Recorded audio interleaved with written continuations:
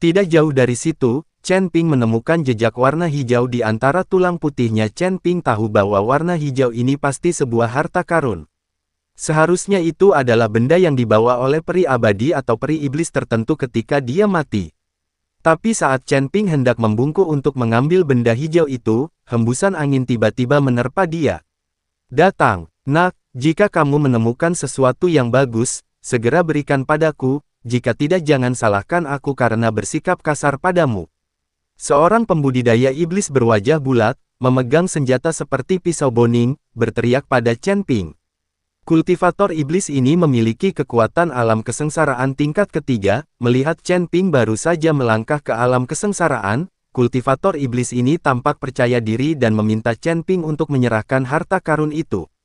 Chen Ping hanya melirik ke arah pembudidaya iblis dan mengabaikannya sama sekali. Untuk pembudidaya iblis tingkat ketiga di alam kesengsaraan yang berani berteriak mengejarnya, dia hanya mencari kematian. Chen Ping mengambil sentuhan hijau dan menemukan bahwa itu adalah cincin hijau. Chen Ping menggunakan indera spiritualnya untuk menjelajahinya dan menemukan bahwa itu adalah cincin penyimpanan dengan ruang penyimpanan yang besar. Itu memang harta karun di medan perang antar dewa dan setan. Tetapi ketika Chen Ping hendak menyimpan barang-barang itu, pembudidaya iblis itu menjadi cemas dan melambaikan senjata di tangannya ke arah Chen Ping. Wah, tidak bisakah kamu mendengarku? Aku memintamu untuk menyerahkan barang-barang itu. Chen Ping memperhatikan kultivator iblis itu menyerangnya, dengan sedikit rasa jijik di sudut mulutnya, lalu meletakkan cincin itu, lalu dia memegang cambuk panjang di tangannya, menjentikkannya dalam sekejap, dan menuju ke arah kultivator iblis itu. Ini adalah cambuk ajaib. Ketika cambuk itu dipukul, pembudidaya iblis tiba-tiba merasakan lautan kesadarannya menegang, dan seluruh tubuhnya berada dalam keadaan kesurupan. Cambuk iblis ini menyerang kesadaran spiritual penggarap iblis, sehingga penggarap iblis tidak mampu bertahan melawannya. Alasan mengapa Chen Ping tidak menggunakan cambuk ajaib di Gunung Tianmo adalah karena benda ini dirancang khusus untuk menahan para pembudidaya iblis. Jika terungkap, saya yakin banyak pembudidaya iblis di Gunung Tianmo akan memandang Chen Ping dengan iri. Ketika cambuk dijatuhkan, wajah kultivator iblis itu berubah drastis, dan dia terus mundur dengan linglung, matanya penuh ketakutan dan dia berkata, "Apa yang kamu lakukan? Bagaimana bisa begitu kuat?" Pembudidaya iblis berada di alam kesengsaraan tingkat ketiga, tetapi sekarang dia dicambuk oleh Chen Ping dan tidak dapat melawan. Ini adalah cambuk ajaib, siap mengajarimu, para pembudidaya iblis yang tidak bermoral. Setelah Chen Ping selesai berbicara, dia mencambuk-cambuk di tangannya lagi. Wajah pembudidaya iblis menjadi gelap, dia berteriak tiba-tiba, mengulurkan cakarnya, dan meraih cambuk iblis. Dengan genggaman ini, cakar tulang jahat yang tak terhitung jumlahnya langsung muncul di kehampaan, dan cakar tulang ini mati. Dia meraih pegangan cambuk ajaib. Hahaha, aku tidak peduli apakah kamu menggunakan cambuk rumah atau cambuk ajaib, kamu hanyalah sampah di depanku. Pembudidaya iblis itu meraih cambuk ajaib Chen Ping dan tertawa terbahak-bahak. Chen Ping melihat tatapan arogan dari kultivator iblis itu dan tidak bisa menahan tawa. Segera setelah itu, sumber api di tubuh Chen Ping meledak seketika, dan seberkas api mengikuti penjaga iblis dan langsung menyulut cakar tulang dari pembudidaya iblis. Cakar tulang yang tak terhitung jumlahnya semuanya terbakar menjadi bubuk di dekat api. Ke api, pembudidaya iblis terkejut dan mundur dengan putus asa, tetapi tubuhnya sudah tertutup api. Pembudidaya iblis menjerit dan berguling-guling di tanah dengan putus asa. Melihat pembudidaya iblis yang berputar, Chen Ping hanya menyaksikan dengan mata dingin, menyaksikan tanpa daya saat pembudidaya iblis itu dibakar menjadi abu oleh api. Kultivator iblis seperti ini yang memanfaatkan situasi ini pantas mendapatkan apa yang pantas dia dapatkan. Seseorang yang hanya berada di alam kesengsaraan tingkat ketiga dan berani mengikuti nasihat Chen Ping hanyalah mencari kematian. Chen Ping tidak bisa menahan cibiran saat dia melihat kultivator iblis itu berubah menjadi abu. Setelah membunuh pembudidaya iblis, Chen Ping terus bergerak maju, tetapi kecepatan Chen Ping sangat lambat, dan kesadarannya diperluas sebanyak mungkin. Alasan mengapa Chen Ping berjalan lambat adalah karena dia takut ketika Luo Xi dalam bahaya, dia akan segera bergegas. Sejak Luo Shouhai meninggalkan putrinya dalam perawatannya, Chen Ping tidak bisa hanya duduk diam dan tidak melakukan apapun. Sekte Suanyin. Tidak lama setelah Chen Ping dan yang lainnya dengan token VIP memasuki medan perang para dewa dan iblis, seseorang datang mencari mereka di gerbang Sekte Suanyin. Orang yang datang adalah Zuo Xuan, tuan muda dari aliansi penyegel iblis, serta Penatua Bu dan 2 juru mudi. Penatua Fei dari Istana Tanpa Jiwa juga mengikuti di belakang Zuo Xuan. Zuo Xuan Zanruo adalah tuan muda dari aliansi Fengmo, jadi dia sama sekali tidak meremehkan para pembudidaya iblis ini. Aliansi penyegel iblis mereka secara pribadi telah membangkitkan banyak pembudidaya iblis, mereka yang patuh akan dibangkitkan, dan mereka yang tidak patuh akan dibunuh. Jadi selama bertahun-tahun, Zuo Xuan telah mengembangkan kebiasaan meremehkan pembudidaya iblis. Setelah Zuo Xuan mengetahui bahwa seseorang dapat memasuki medan perang para dewa dan iblis terlebih dahulu, dia segera membawa orang untuk menemukannya, dia juga ingin memasuki medan perang para dewa dan iblis terlebih dahulu.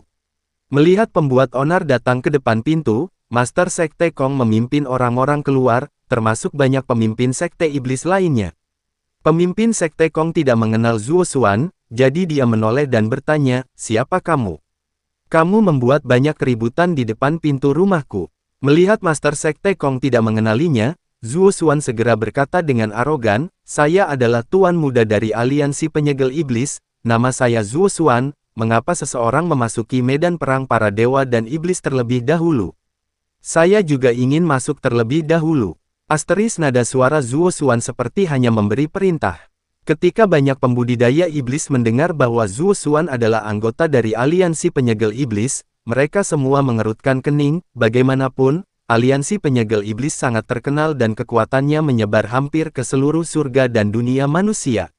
Master Sekte Kong juga mengerutkan kening, lalu berkata, "Tuan Zuo, orang-orang yang masuk lebih awal berasal dari sekte kami di dekat Gunung Tianmo. Biksu asing, apapun rasnya, harus menunggu 3 hari sebelum mereka bisa masuk. Aku tidak peduli, aku ingin masuk sekarang. Jika kamu tidak mengizinkanku masuk, maka aku akan memberitahu ayahku dan meminta cabang anggur penyegel iblis di sekitarnya untuk datang dan menghancurkanmu." Meskipun Zuo Xuan hanya memiliki kultivasi tingkat kelima di alam kesengsaraan, dia mengandalkan statusnya untuk berbicara dengan keras kepada Sekte Master Kong. Kata-kata Zuo Xuan seperti menusuk sarang lebah, dan kepala banyak sekte iblis langsung dipenuhi dengan niat membunuh. Melihat ini, Penatua Chu segera membantu Zuo Xuan, "Tuan, jangan bicara omong kosong. Paman Chu, apa yang kamu takutkan? Mereka hanyalah sekelompok pembudidaya iblis." Zuo Xuan bahkan tidak menyadari bahayanya saat ini. Tapi saat Zuo Xuan selesai berbicara, Demon Mountain Ghost Lao melangkah maju dan berkata, "Kalian dari Melgobi, Demon Ceiling Alliance, kalian sangat hebat. Ini adalah Gunung Tianmo, dan tidak ada cabang dari Demon Ceiling Alliance kalian di sini. Percaya atau tidak, jika aku membunuhmu di sini, ayahmu bahkan tidak dapat menemukanku. Jangan mengira aku tidak tahu trik aliansi penyegel iblismu. Anda menggunakan alasan untuk memusnahkan kami para iblis, lalu memburu dan membunuh kami para penggarap iblis, dan kemudian kami dipenjara dan dimanfaatkan oleh Anda. Orang di belakangmu seharusnya berasal dari Istana Tanpa Jiwa, kan? Tampaknya Istana Tanpa Jiwa telah menjadi anjing dari aliansi penyegel iblismu sekarang." Ketika Mo San Gui Lao berada di Mohai, dia mengetahui rahasia aliansi penyegel iblis dari Chen Ping, dan juga mengetahui bahwa aliansi penyegel iblis mengalami masalah dengan Chen Ping, jadi dia berdiri dan berteriak pada Zuo Xuan. "Aliansi penyegel iblis memperlakukan kami para penggarap iblis bukan sebagai manusia, namun sebagai hewan peliharaan. Jika kami patuh, kami akan memelihara mereka. Jika tidak, kami akan membunuh mereka. Kami bukan manusia lagi." Asteris. Kembali ke Beicheng Xianhai, aku dan adik perempuanku hampir dibunuh oleh orang-orang dari aliansi penyegel iblis. Xindong juga berdiri dan berkata, "Di Mohai, Jindong dan Luo Xi hampir mati di tangan Demon Ceiling Alliance. Jika Chen Ping tidak muncul tepat waktu, mereka tidak akan bisa melarikan diri. Sialan, putriku hampir mati di tangan aliansi penyegel iblismu. Jangan pernah berpikir untuk pergi hari ini." Ketika Luo Shouhai mendengar bahwa Luo hampir dibunuh oleh aliansi penyegel iblis, dia segera menjadi cemas dan mengambil sikap. Para pembudidaya iblis lainnya dari Sekte Iblis semuanya dipenuhi dengan kemarahan yang benar dan berkomplot melawan Zuo Xuan dan yang lainnya. Kali ini, Zuo Xuan terlihat agak mirip dengannya. Dia melihat para penggarap iblis di sekitarnya, semuanya memiliki mata yang marah. Zuo Xuan hendak buang air kecil di celana. Setelah melihat ini, Penatua Fei dari istana tanpa jiwa dengan cepat mundur dan mengikuti Zuo Xuan untuk menjauhkan diri. Sekarang, Penatua Chu cemas. Meski kekuatannya bagus, dia tidak bisa menahan begitu banyak serangan penggilingan. Terlebih lagi, ini semua adalah pemimpin Sekte Iblis, dan banyak dari mereka yang kekuatannya tidak kalah dengan dia. Penatua Chu sangat marah di dalam hati, itu semua karena Bib Zuo Xuan ini, yang membuat semua penggarap iblis ini marah. Terlebih lagi, semua rahasia aliansi penyegel iblis mereka telah terungkap. Sekte Master Kong, apa yang akan kamu lakukan? Tidak boleh ada perkelahian pribadi di Gunung Tianmo selama ini, tidak peduli ras apa, tetapi kamu telah memutuskan. Sekarang apakah kamu ingin melanggar peraturan? Jika kamu melanggar peraturan, kamu harus memikirkannya. Sekarang kamu bukan satu-satunya pembudidaya iblis di Gunung Tianmo. Jika saatnya tiba, akan ada begitu banyak manusia biksu dan binatang. Bagaimana menjelaskannya? Pasti akan terjadi kekacauan. Dan jika Anda membunuh tuan muda kami, pemimpin aliansi pasti akan menggunakan seluruh kekuatannya untuk mengepung Gunung Tianmo, dan akan ada banyak korban. Apakah Anda berencana untuk menghancurkannya setelah Anda memulihkan diri selama bertahun-tahun? Penatua Chu berkata kepada pemimpin Sekte Ruokong. Pada saat yang sama, kata-kata ini juga ditujukan untuk para penggarap iblis lainnya, lagi pula, sangat baik bagi para penggarap iblis ini untuk menemukan tempat seperti Gunung Tianmo di mana mereka dapat memulihkan diri tanpa diganggu. Jika Zuo Xuan benar-benar terbunuh, tanah suci iblis di Gunung Iblis mungkin akan lenyap. Pemimpin Sekte Kong terdiam, dan para penggarap iblis lainnya juga terdiam. Setelah beberapa saat, Master Sekte Kong berkata, Anda harus segera meninggalkan Gunung Tianmo. Anda tidak diperbolehkan memasuki medan perang para dewa dan iblis di Gunung Tianmo. Oke, kami akan segera pergi, kata Penatua Chu sambil menarik Zuo Xuan pergi. Ketika dia keluar dari Sekte Suanyin, dahi Penatua Chu sudah berlumuran keringat dingin, dan Zuo Xuan masih sedikit tidak yakin dan berkata, mengapa saya tidak bisa memasuki medan perang para dewa dan iblis? Saya masih ingin mengambil harta karun. Dan Chen Ping itu, apakah kamu akan membiarkan dia pergi seperti ini? Penatua Chu melirik Zuo Xuan tanpa daya. Dia sangat takut sehingga dia baru saja mengompol dan tidak berani kentut. Sekarang dia meninggalkan Sekte Suanyin, dia mulai berteriak. Jika bukan karena serigala ekor besar yang kidal, mereka tidak akan menjadi seperti sekarang. Tuan, Chen Ping bisa saja mencegat dan membunuhnya ketika dia meninggalkan Gunung Tianmo. Dia tidak bisa tinggal di sana sepanjang waktu. Di Gunung Tianmo. Petik 2. Saya bersedia untuk tinggal di Sekte Suanyin, mengamati pergerakan Chen Ping, dan melaporkan kembali kepada Anda ketika saatnya tiba. Penatua Fei buru-buru menyarankan saat ini. Ketika Zuo Xuan mendengar ini, dia segera mengangguk, oke, ayo kita lakukan seperti ini. Awasi Chen Ping dan para pembudidaya iblis di Gunung Tianmo ini. Cepat atau lambat saya akan membawa orang untuk menghancurkan mereka. Penatua Fei pergi dengan gembira, tetapi dia tidak bisa pergi. Dia telah memakan ramuan beracun Chen Ping. Jika dia tidak dapat menemukan cara untuk mendetoksifikasi Chen Ping, dia akan mati.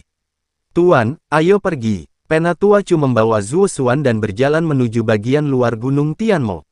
Di medan perang para dewa dan iblis, Chen Ping memandangi rumput peri di depannya dan tercengang. Karena rumput peri ini sangat besar, lebih tinggi dari Chen Ping, hampir menjadi pohon. Apalagi ada beberapa buah di atasnya. Energi spiritual yang mengalir di buah itu sangat jernih. Dibandingkan dengan rumput peri di luar, saya tidak tahu berapa kali lebih kuat. Jika rumput peri ini digunakan untuk memurnikan ramuan, efeknya pasti 10 kali atau 100 kali lebih kuat.